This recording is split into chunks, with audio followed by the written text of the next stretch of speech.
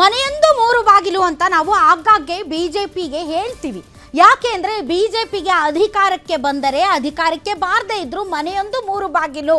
ಯಾಕೆ ಅಂದರೆ ಭಿನ್ನಮತ ಮತ್ತು ಒಬ್ರಿಗೊಬ್ರು ಕಾಲು ಎಳೆಯೋದು, ಒಂದು 4-5 ಜನ ಮುಖ್ಯಮಂತ್ರಿಗಳ ಬದಲಾವಣೆ, ಈ ಥರ ಕ್ವೈಟ್ ಕಾಮನ್.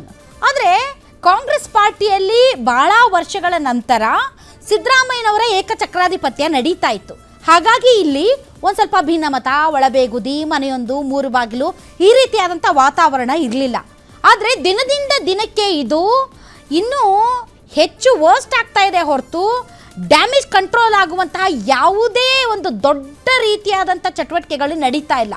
ಸುರ್ಜೇವಾಲಾ ಅವರು ಯಾರೋ 4-5 ಜನ ಮಾತಾಡಿದ ತಕ್ಷಣ ಇಡೀ ಎಲ್ಲ ಶಾಸಕರನ್ನು ಕೂರಿಸ್ಕೊಂಡು ಮಾತಾಡ್ತಾ ಇರೋದನ್ನು ನೋಡಿದ್ರೆ ಒಂಥರ ಡೌಟ್. ಮತ್ತೊಂದು ಕಡೆ ಸ್ವತಃ ಸಿದ್ದರಾಮಯ್ಯನವರನ್ನ ಅಹಿಂದ ಸಲಹಾ ಸಮಿತಿಗೆ ನೇಮಕ ಮಾಡಿರೋದನ್ನ ನೋಡಿದ್ರೆ ಅವ್ರನ್ನ ರಾಷ್ಟ್ರ ರಾಜಕಾರಣಕ್ಕೆ ಶಿಫ್ಟ್ ಮಾಡ್ತಾರೆ. ಸೊ DK ಶಿವಕುಮಾರ್ ಅವರು ಮುಖ್ಯಮಂತ್ರಿ ಆಗ್ತಾರೆ. ಸೆಪ್ಟೆಂಬರ್ನ ಕ್ರಾಂತಿ ಇದೆ. ಸೊ ಸೆಪ್ಟೆಂಬರ್ನಲ್ಲಿ ಆಗಬೇಕಾಗಿರುವಂತಹ ಕ್ರಾಂತಿಗೆ ಈಗ ಮುನ್ನುಡಿ ಬರೀತಾ ಇದ್ದಾರೆ ಅಂತ.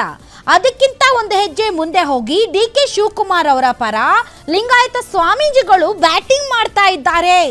ನನಗೊಂದ್ಸರಿ ಚಾನ್ಸ್ ಕೊಟ್ಬಿಡಿ ಅಂತ ಒಕ್ಕಲಿಗ ಸಮುದಾಯವನ್ನು ಕೇಳಿ ಇಡೀ ಪಕ್ಷವನ್ನು ಗೆಲ್ಲಿಸಿಕೊಂಡಂತಹ DK ಶಿವಕುಮಾರ್ ಅವರು ಈಗ ಇನ್ನೊಂದು ಪ್ರಬಲ ಸಮುದಾಯದ, ಅದರಲ್ಲೂ ಕೂಡ ಸ್ವಾಮೀಜಿಗಳ ಬೆಂಬಲದೊಂದಿಗೆ ನಾನು ಕೇವಲ ಒಂದು ಸಮುದಾಯಕ್ಕೆ ಸೀಮಿತನಾದ ನಾಯಕನಲ್ಲ, ನಾನು ಪ್ಯಾನ್ ಕರ್ನಾಟಕ ಲೀಡರ್, ನನಗೂ ಪ್ರಬಲ ಸಮುದಾಯಗಳ ಬೆಂಬಲ ಇದೆ ಅನ್ನೋದನ್ನ ಇವತ್ತು ತೋರಿಸಿಕೊಟ್ಟಿದ್ದಾರೆ. ಹಾಗಾದರೆ ಕಾಂಗ್ರೆಸ್ನಲ್ಲಿ ಮತ್ತೆ ಗರಿಗೆದರಿದೆ ಪವರ್ ಶಿಫ್ಟಿಂಗ್ ಅನ್ನುವಂತಹ ಮಾತು. ಇವತ್ತೇನೇನು ನಡೀತು, ಯಾಕೆ ದೆಹಲಿಗೆ ಹೋಗ್ತಾ ಇದ್ದಾರೆ CM DCM, ಯಾಕೆ ಇದು ಅಹಿಂದ ಸಲಹಾ ಸಮಿತಿ, ಯಾಕೆ ಪದೇ ಪದೇ ಸಿದ್ದರಾಮಯ್ಯನವ್ರನ್ನ ಡಿಸ್ಟರ್ಬ್ ಮಾಡುವಂಥ ಕೆಲಸ ನಡೀತಾ ಇದೆ, ಎಲ್ಲ ವಿಚಾರಗಳ ಬಗ್ಗೆ ಇವತ್ತಿನ ರಾ ಡಿಬೇಟ್ನಲ್ಲಿ ನಾವು ಚರ್ಚೆ ಮಾಡ್ತೀವಿ. ಇದೇ ಈ ಕ್ಷಣದ ಸ್ಪೆಷಲ್ ಕಾಂಗ್ರೆಸ್ ಕವಲುದಾರಿನ.